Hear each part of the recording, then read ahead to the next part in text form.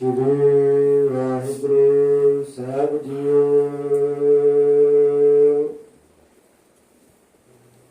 बाणी गुरु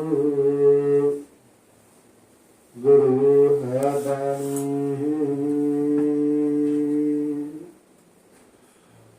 विच बाणी अमृत सारे। गुरबाणी कहा सेवक जन मन, परतख गुरु निस्तार।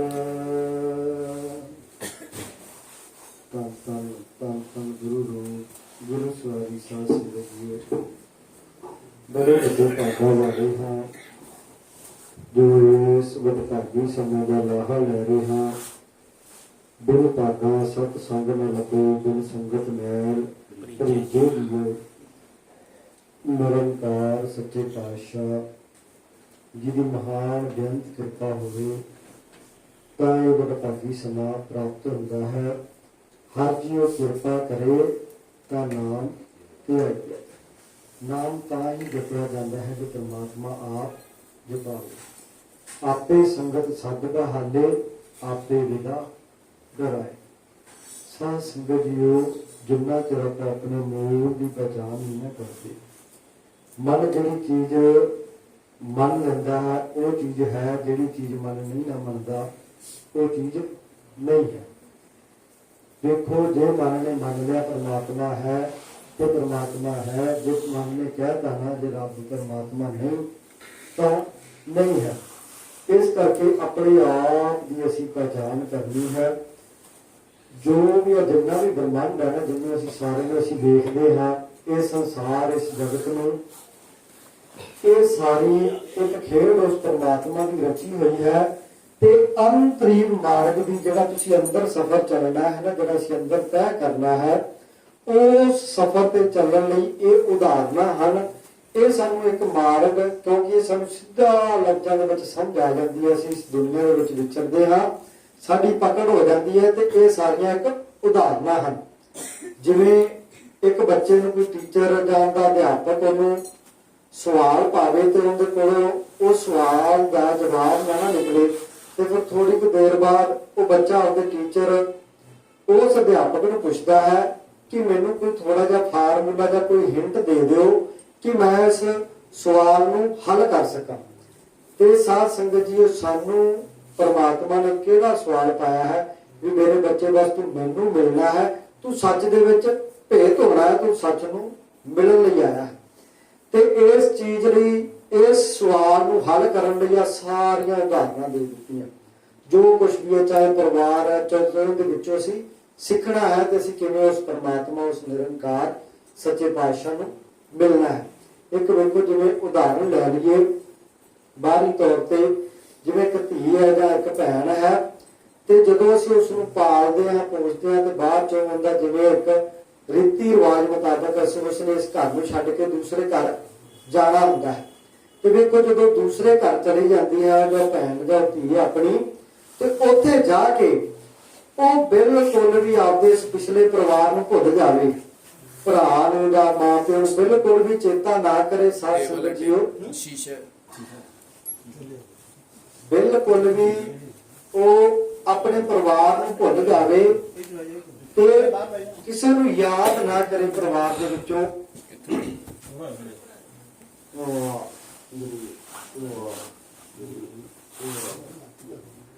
परिवार नूं भुल जावे ते याद ना करे ते वो पिछला परिवार भी कुछ कुछ दिन उन्होंने याद करनगे, हौली हौली वो भी पिछे हट जाएंगे। वो कहेंगे भी वो तो बिल्कुल ही आपां नूं भुल गई है, तो ना फोन करती है तो ना आपां नूं चेते करती है।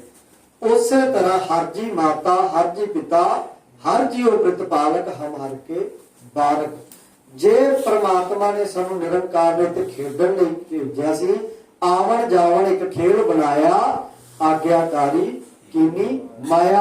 इत्थे खेडदिया होया तू उस परमात्मा उस निरंकार नूं चेते रखना सी, जिन्ना लिव लागी तिन्नी विचे माया पाया।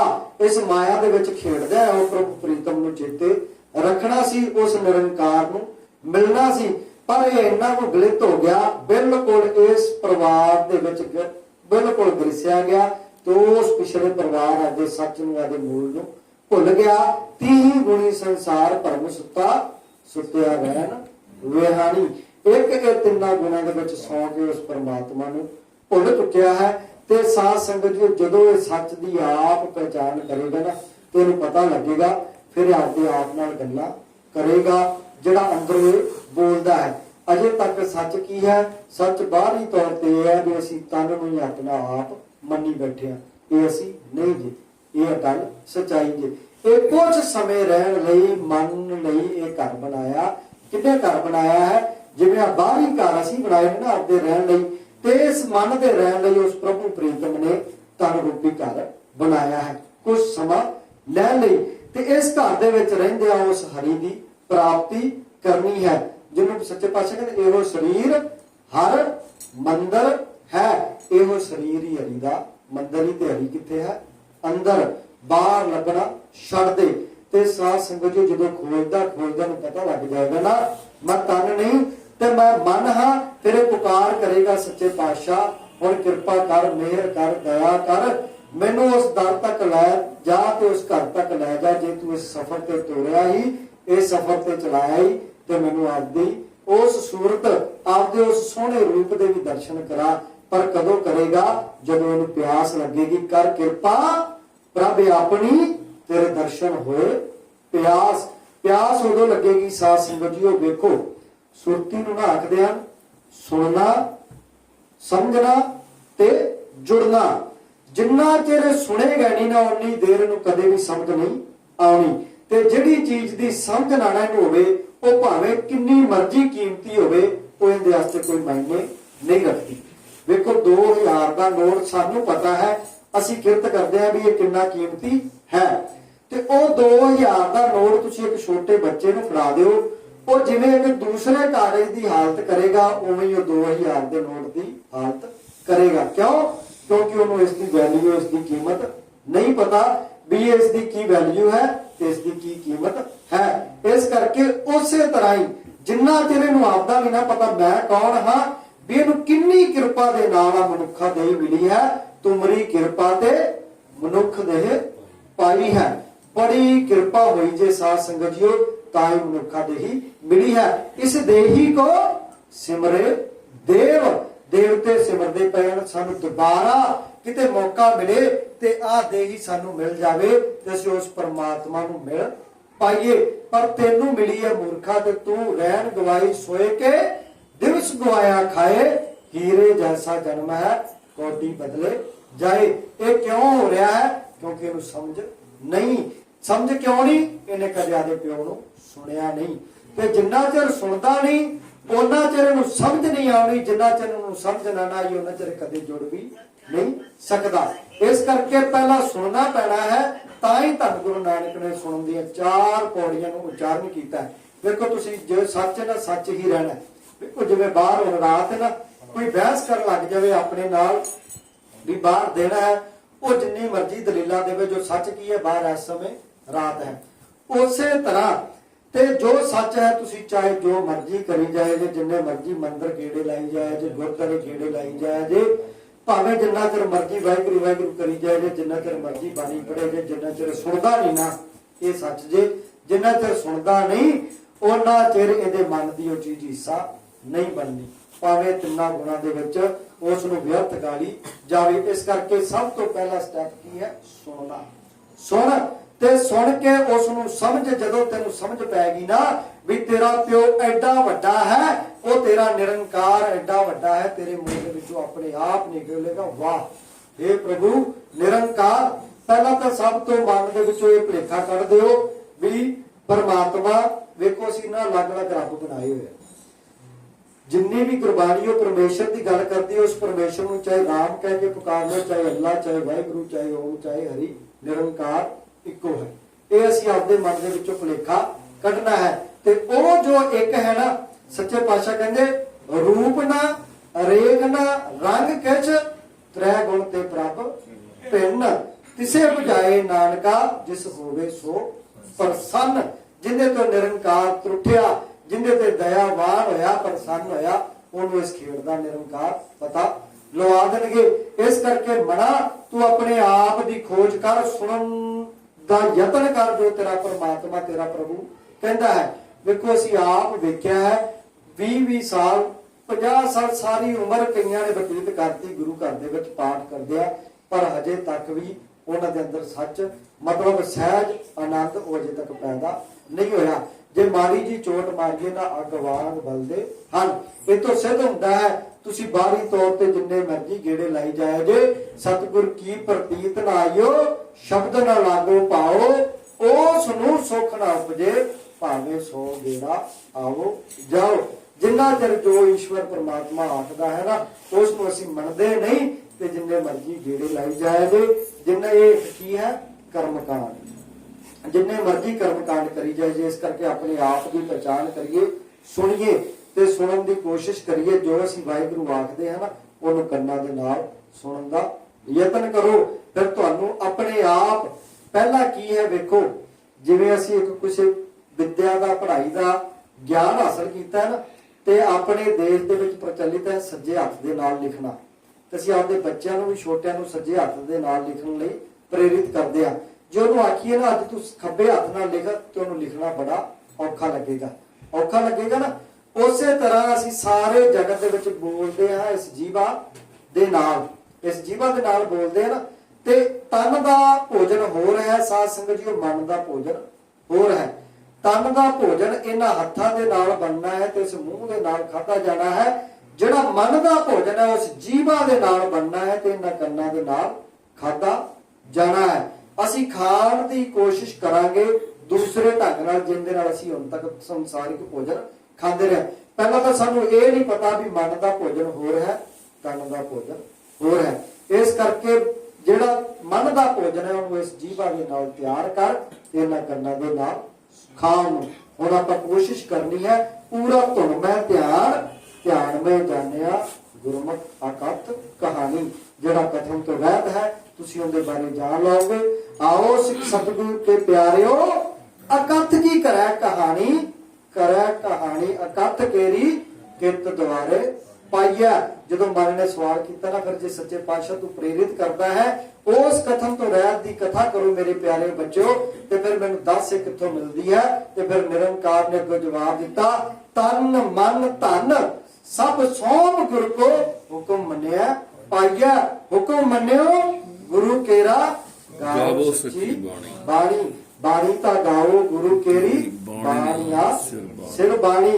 जिनको नदर कर्म होवे हिरदे तिना समाणी, ते हिरदे दे विच उदों समाएगी जदों असीं परमात्मा दे अगे आपदा तन ते मन ते धन सारा भेंट कर दांगे। एक ये भी गल दृढ़ रखिया जे, गुरबाणी पैसे नूं धन नहीं मनदी, आसवासा रूपी धन जे। ਇਹ ਜਿਹੜਾ ਅਸੀਂ ਖਰਚ ਕਰਦੇ ਆ ਨਾ ਤਿੰਨਾਂ ਗੁਣਾਂ ਦੇ ਵਿੱਚ, ਕਦੇ ਰਜੋ ਗੁਣ ਤੇ ਕਦੇ ਤਮੋ ਗੁਣ ਤੇ ਕਦੇ ਸਤੋ ਗੁਣ ਤੇ, ਇਹਨੂੰ ਸੱਚਖੰਡ ਦੇ ਵਿੱਚ ਲਿਖੇ ਲਾ ਉਸ ਪਰਮਾਤਮਾ ਦੇ, ਇਹਨੂੰ ਜਮਾ ਕਰਿਆ ਕਰ। ਫਿਰ ਆਪਣੇ ਆਪ ਗਹਿਰਾਈ ਦੇ ਵਿੱਚੋਂ ਤੇਰੇ ਮੂੰਹ ਦੇ ਵਿੱਚੋਂ ਤੂੰ ਭਾਵੇਂ ਲੱਖ ਕੋਸ਼ਿਸ਼ ਕਰੇ ਵਾਹਿਗੁਰੂ ਨਿਕਲੇਗਾ। ਜਦੋਂ ਤੈਨੂੰ ਪਤਾ ਲੱਗ ਗਿਆ ਤੇਰਾ ਪ੍ਰਭੂ ਕਿੰਨਾ ਦਿਆਲੂ ਹੈ, ਕਿੰਨਾ ਕਿਰਪਾਲੂ ਹੈ, ਕਿੰਨਾ ਮਿਹਰਬਾਨ ਹੈ। ਇਸ ਕਰਕੇ ਉਸ ਨਾਲ ਜੁੜਨ ਲਈ, उस नाल प्रीति पाउण लई तैनूं सुनना पैना है। ते इस बारी आवाज नूं सुन के तू उस नाद तक, उस अणहत बाणी तक पहुंचना है जिहड़ी बहुत ही रसीली ते बहुत ही मिठी है, उहदे बारे कोई दस नहीं सकदा। इस करके धुन मैं ध्यान मैं जानिया गुरमत अकथ कहानी, उस नूं विराग दे विच आवाज़ां मारीए भी असीं उस निरंकार तो विछड़े होए आ। आओ शुरू करिए जी। वाहिगुरू वाहिगुरू वाहिगुरू वाहिगुरू वाहिगुरू वाहिगुरू वाहिगुरू वाहिगुरू वाहिगुरू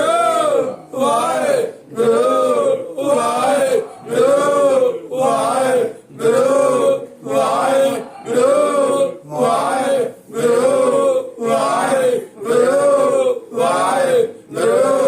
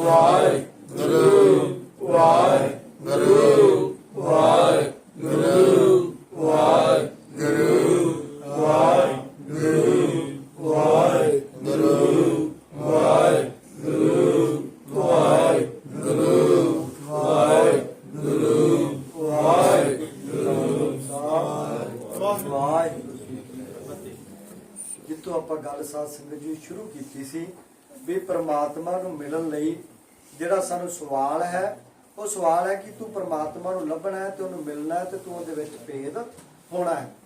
ਉਹਨੂੰ ਮਿਲਣ ਲਈ ਆ ਸਾਰੀ ਦੁਨੀਆ ਜਿੰਨੀ ਵੀ ਆ ਖਲਕਣਤ ਹੈ ਸਾਰੀ ਉਦਾਹਰਨ ਹੈ। ਦੇਖੋ ਜਿਵੇਂ ਅਸੀਂ ਰੋਜ਼ ਗੁਰੂ ਘਰ ਜਾਂਦੇ ਆ, ਜਿਹੜੇ ਆਪਣੇ ਇੱਥੇ ਗੁਰੂ ਘਰ ਬਣੇ ਨੇ ਉਹਨੂੰ ਕੀ ਆਖਦੇ ਨੇ, ਗੁਰੂ ਘਰ ਜਾਂ ਗੁਰੂ ਦੁਆਰਾ। ਉੱਥੇ ਜਾ ਕੇ ਕੋਸ਼ਿਸ਼ ਕਰ, ਜੇ ਤੇਰਾ ਗੁਰੂ ਤੇਰਾ ਪ੍ਰਮਾਤਮਾ ਹੀ ਆਖਦਾ ਹੈ ਵੀ ਇਸੇ ਤਰ੍ਹਾਂ ਹੀ ਜਿਵੇਂ ਤੂੰ ਇਸ ਬਾਹਰੀ ਗੁਰੂ ਘਰ ਦੇ ਵਿੱਚ ਆਇਆ ਹੈ, ਇਹ ਤੇਰਾ ਜਿਹੜਾ ਸਰੀਰ ਦਿੱਤਾ ਨਾ ਤੇਰੇ ਮਨ ਦੇ ਰਹਿਣ ਵਾਸਤੇ, ਇਹ ਵੀ ਉਸ ਹਰੀ ਦਾ ਮੰਦਰ ਹੈ ਤੇ ਉਹ ਗੁਰੂ ਦਾ ਦੁਆਰਾ ਹੈ। ਤੇ ਵੇਖੋ ਸਾਧ ਸੰਗਤ ਜੀ, ਜਦੋਂ ਅਸੀਂ ਮਨ ਕਰਕੇ ਜਾਣਨ ਦੀ ਕੋਸ਼ਿਸ਼ ਕੀਤੀ, ਪਹਿਲਾਂ ਤਾਂ ਇਹ ਵੇਖੋ ਕਿਤੇ ਵੀ ਮੰਦਰ ਜਾਂ ਗੁਰੂ ਘਰ ਹੋਏਗਾ ਨਾ ਤੇ ਜਿਹੜਾ ਮੇਨ ਗੇਟ ਹੋਏਗਾ ਪ੍ਰਕਾਸ਼ ਉਹਦੇ ਬਿਲਕੁਲ ਸਾਹਮਣੇ ਹੋਏਗਾ, ਮੇਨ ਗੇਟ ਦੇ। ਚਾਹੇ ਤੁਸੀਂ ਕਿਸੇ ਮੰਦਰ ਦੇ ਵਿੱਚ ਵੀ ਜਾਓ, ਜਿੱਥੇ ਵੀ ਤੁਸੀਂ ਆਰਾਧਨਾ ਕਰਨੀ ਹੈ, ਪੂਜਾ ਕਰਨੀ ਹੈ, ਉਹ ਬਿਲਕੁਲ ਸਾਹਮਣੇ ਜਾਂ ਮੂਰਤੀ ਜਾਂ ਜਿਵੇਂ ਧੰਨ ਸ਼੍ਰੀ ਗੁਰੂ ਗ੍ਰੰਥ ਸਾਹਿਬ ਜੀ ਦਾ ਪ੍ਰਕਾਸ਼ ਗੁਰੂ ਗ੍ਰੰਥ ਸਾਹਿਬ ਜੀ ਦਾ ਬਿਲਕੁਲ ਮੇਨ ਗੇਟ ਦੇ ਸਾਹਮਣੇ ਕੀਤਾ ਜਾਂਦਾ ਹੈ, ਜਿੱਥੇ ਅੰਦਰ ਜਿਹੜਾ ਮੰਡਲ ਹੁੰਦਾ ਉਹਦੇ ਵਿੱਚ।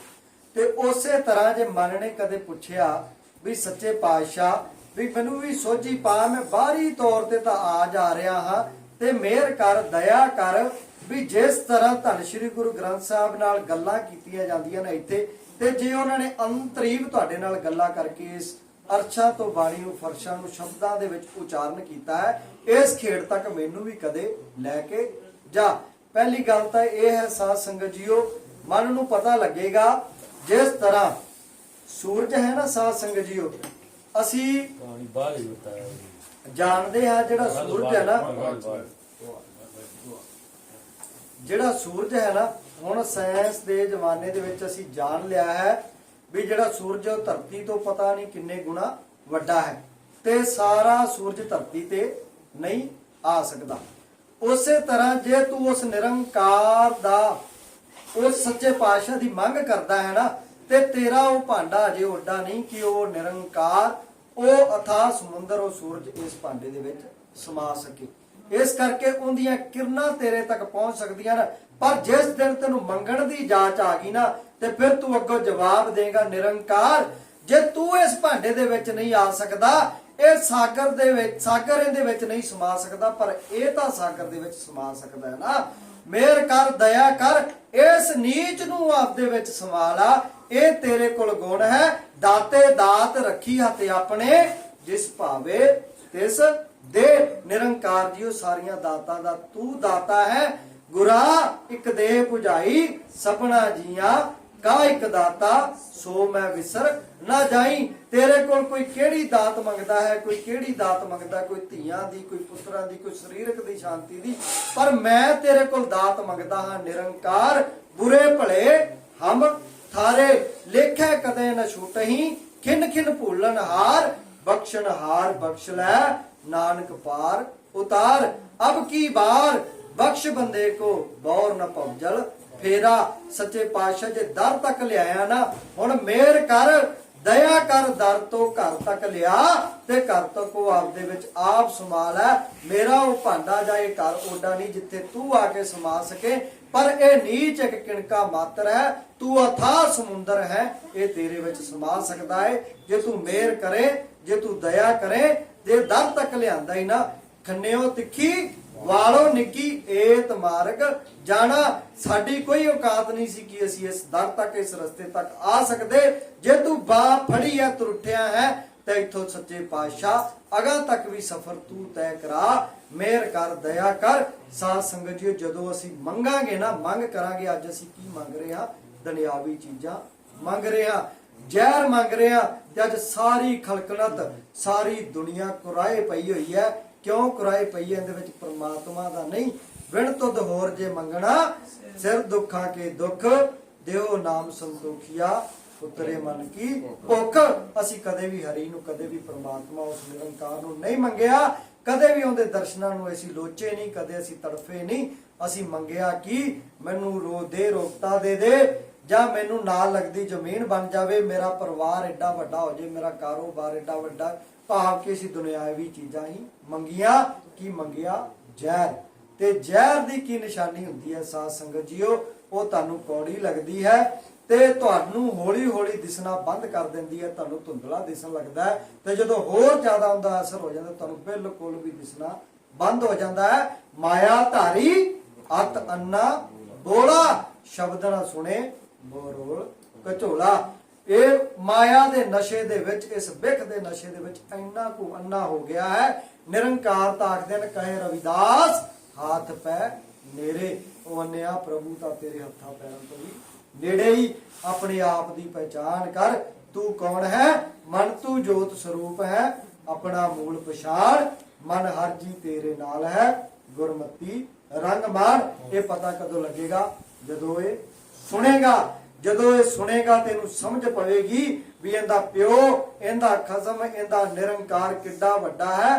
ਤੂੰ ਬੇਅੰਤ ਕੋ ਵਿਰਲਾ ਜਾਣੇ। ਤੇ ਜਦੋਂ ਇਹਨੂੰ ਸਮਝ ਪੈਗੀ ਨਾ, ਤੇ ਫਿਰ ਸਮਝ ਪੈਂਦਿਆਂ ਉਹਦੇ ਨਾਲ ਇਹ ਜੁੜੇਗਾ, ਇਹਦੀ ਉਹਦੇ ਨਾਲ ਪ੍ਰੀਤੀ ਪਵੇਗੀ, ਫਿਰ ਇਹ ਤੜਫੇਗਾ। ਫਿਰ ਉਹ ਸੱਚੇ ਪਾਤਸ਼ਾਹ ਕੇ ਰੋਜ਼ ਦਰਸ਼ਨਾਂ ਦੀ ਪਿਆਸ ਮੰਗੇਗਾ। ਕਰ ਕਿਰਪਾ ਪ੍ਰਭ ਆਪਣੀ, ਤੇਰੇ ਦਰਸ਼ਨ ਹੋਏ ਪਿਆਸ। ਤੇ ਜਿਸ ਦਿਨ ਪਿਆਸ ਲੱਗਦੀ ਹੈ ਨਾ, ਜਦੋਂ ਪਿਆਸ ਲੱਗਦੀ ਹੈ ਤੇ ਕਿਸੇ ਜੇ ਸਾਨੂੰ ਕੋਈ ਚੀਜ਼ ਨਹੀਂ ਨਾ ਦੇ ਰਿਹਾ ਪੀਣ ਲਈ, ਤੇ ਫਿਰ ਅਸੀਂ ਆਪ ਤੁਰ ਕੇ ਉੱਥੋਂ ਤੱਕ ਪਹੁੰਚਣ ਦਾ ਯਤਨ ਕਰਦੇ ਹਾਂ।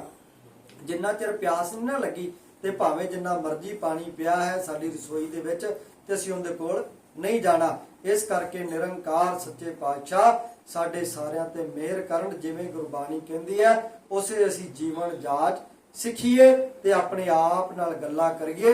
ਅਸੀਂ ਉਸ ਦਰ ਤੱਕ ਪਹਿਲਾਂ ਪਹੁੰਚੀਏ, ਦਰ ਤੋਂ ਫਿਰ ਅਸੀਂ ਘਰ ਤੱਕ ਪਹੁੰਚਾਂਗੇ, ਤੇ ਉਸ ਘਰ ਤੱਕ ਨਿਰੰਕਾਰ ਆਪ ਲਿਜਾਣਗੇ, ਦਰ ਤੱਕ ਵੀ ਉਹ ਆਪ ਲਿਜਾਣਗੇ। ਬੰਦੇ ਦੀ ਕੋਈ ਔਕਾਤ ਨਹੀਂ ਕਿ ਅਸੀਂ ਭਗਤੀ ਕਰਕੇ ਉਹਨੂੰ ਪਾ ਸਕੀਏ। ਕਿਉਂ?